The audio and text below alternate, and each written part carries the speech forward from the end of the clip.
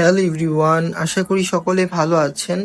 আল্লাহর রহমতে আমরাও ভালো আছি। সো আজকে অনেক মাস পর হচ্ছে যে আমি ভিডিও আপলোড করলাম। আসলে আমি অনেকটাই ইনঅ্যাক্টিভ হয়ে গিয়েছি আমার পেজে প্লাস আমার ইউটিউব চ্যানেলে। আসলে পার্সোনাল কিছু ইস্যু বা ফ্যামিলিগত ইস্যু চলতেছে আমার লাইফে।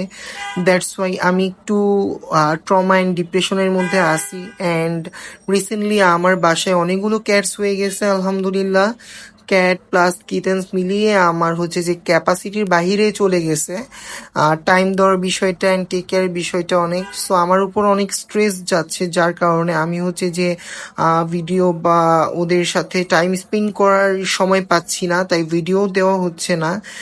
সো আমি আমার ক্যাটসগুলোকে অনেকগুলোকেই দিয়ে দিছি, অনেকজনকেই, প্লাস আমার আগের ক্লায়েন্টদেরকেই।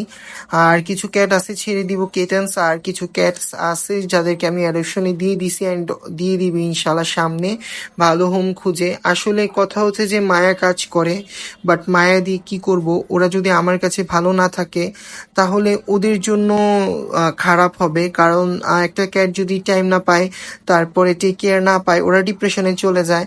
সো ওদের ক্ষতি না করে ওদের ভালোর জন্যই আমি এই ডিসিশন নিয়েছি। তো আমার অনেকগুলো ক্যাটসই আমি দিয়ে দিচ্ছি and সামনে দিয়ে দিব, কারণ আমার কাছে থাকার চেয়ে ভালো একটা হোমে ওরা টেক কেয়ার পাবে, এটাই আমার জন্য খুশির কারণ।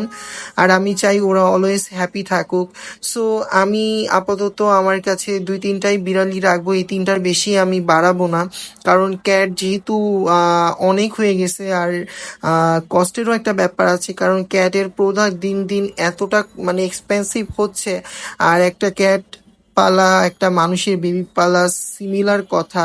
আর রিসেন্টলি আমারও বেবি হয়েছে আমার পার্সোনাল লাইফের। সো আমি হচ্ছে যে চাচ্ছিলাম আমার ক্যাটসগুলো কমায় ফেলতে অ্যান্ড কমায় ফেলতেছি।